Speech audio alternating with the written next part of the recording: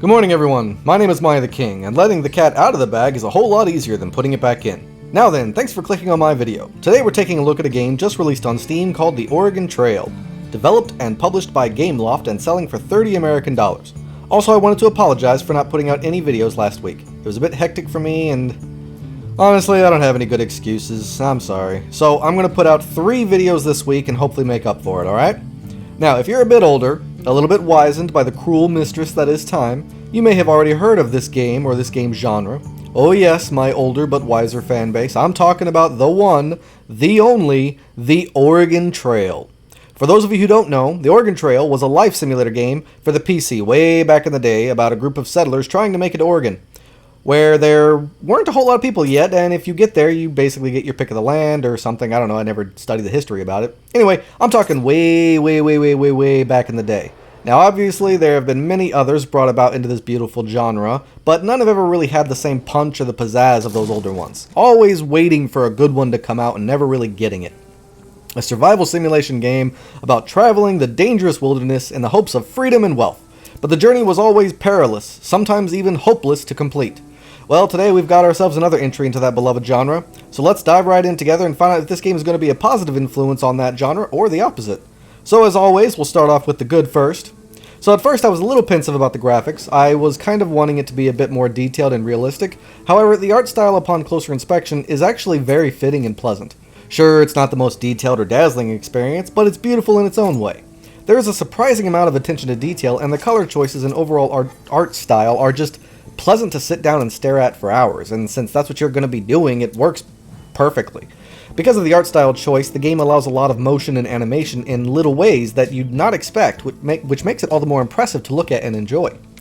The next thing is the music and the sound effects. Now, while the sound effects are pretty basic, at least they sound appropriate. Then you've got the music, which changes per the situation and can fade into the background, lulling you into the immersion. And the music was just really nice to listen to overall, not annoying or overbearing. It worked really well with the gameplay loop. Which brings me to my next point, the gameplay. Now, in a lot of Theoregontrail copies, it mostly just text and random number generators. Not so here. Oh, okay, sure, yeah, there is still the RNG, but it's not nearly as prevalent. It's mostly in terms of what events you come across and what your starting group is. So let me break down the gameplay for all of you out there so you can kind of understand what you're getting into. In the beginning of the game, you pick out a team of 4 settlers. The settlers are offered to you in groups of 4, where you pick one that you like, and then it refreshes and gives you 4 new ones to pick from. Now this is the RNG, and hopefully you'll get the right people with the right skills and personality quirks that fit your style, because there is no repicking or shuffling of the people you pick from. Every person has hidden skills that you need to discover on your journey, and personality quirks which may affect some choices or outcomes on your journey. From there you pick your wagon, pick your supplies, and then you just head out. Now, for the most part, it's just watching your settlers travel down a road, but the game is not stingy in events. There's plenty of events to go around, so you'll never find yourself bored or sitting there for a long time with nothing to do. And for the most part, these events make sense, and they're not too unfair, and honestly, even if you fail something, you understand why and how, and you don't even feel too mad about it, which is actually really awesome if you know anything about these kind of games. I understand that I'm going to fail at some things, but don't make it where my extremely awesome professional hunter fails to hunt via RNG. You know what I mean? I've seen that too many times in these games. And luckily, this game doesn't do those kinds of things. There's a fishing minigame, a hunting minigame, there's harvesting, repairing the wagon, keeping your people fed, upgrading the wagon, keeping your people clean, healthy, and happy. All these things that can be influenced by events or by random items that you purchase or find on your journey. You make decisions along the way that can make you a good traveler who helps out others, or a selfish one, all in the hopes of just getting to Oregon. Next up is the tutorial. It's really well done. It's woven into a kind of story that helps immerse you, and it was just overall a perfect tutorial, honestly. I mean, it teaches you everything you need to know at the moment and helps you slowly and carefully wade your way into the gameplay without feeling overwhelmed or confused. And to make it better, the game offers help at every event or minigame in case you forget something. So you'll never not know what you're doing, and that's pretty awesome.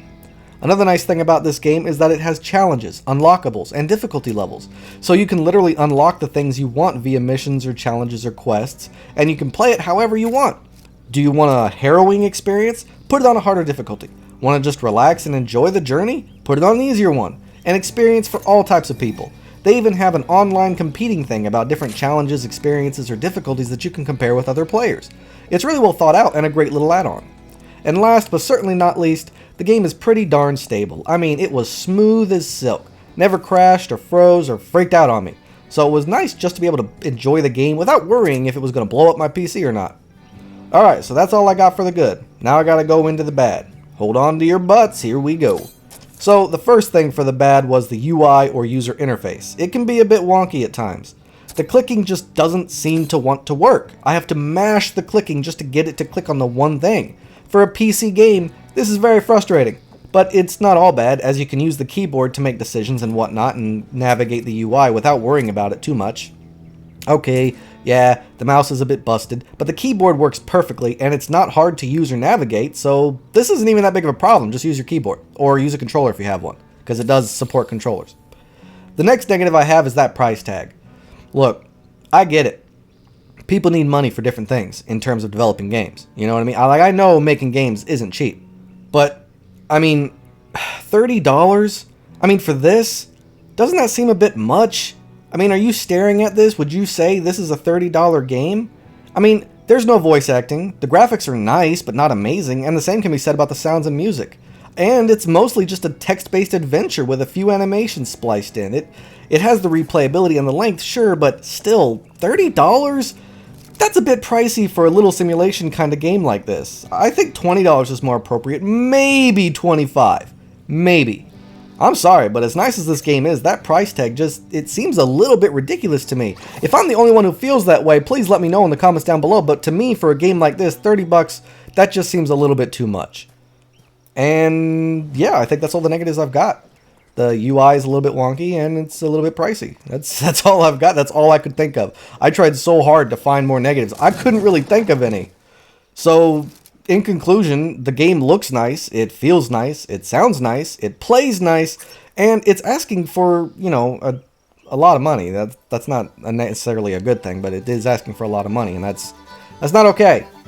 That's pretty much it. But if you were wondering if this game would bring back that old feeling from older Oregon Trail games about hardships, the struggle, the long journey, and all the tidbits of trying to stay alive and manage your stuff properly, then you'll definitely get the same thing here. Though, it might be a bit too easy at times, so if you really want to experience the older title's difficulty, maybe play it on a harder difficulty at start. I would recommend everybody play the tutorial just to figure out the new mechanics of this one, but it's not too difficult to figure out even without the tutorial. It's a really good game. I mean, it's a bit pricey, but I still think it's a really good game. I mean, I'm a huge Oregon Trail genre fan, and I was desperately hoping this game would be good, and I'm so happy to say that it is. So if you were ever a fan of the Oregon Trail games, or the idea of the Oregon Trail games, then you definitely got to get this. I would highly recommend this to anyone watching my video. It's a pleasure to play, and even when I failed, I didn't get angry. I don't know how they did that. The point is, the game is great. I love it, and I think it'd be a great purchase if you're looking for one of those simulator games. Just keep in mind that it is a bit of a slow game, and that it does take patience and understanding to really get into, but yeah, I recommend everyone at least check this game out. If you can't afford it because of that price tag, I understand. Wait for a discount, add it to your wish list, and pick it up when it's on sale, because honestly, it's still a really good game and you need to look at it. Now, obviously, if you're not into survival, slow-paced simulation games, then this is just not your kind of game. You should move on. But if you are, or if you were interested and just wanted to give it a try into this kind of genre, this is a great place to start, because it's not too hard, it's not too overbearing, it's not too overcomplicated.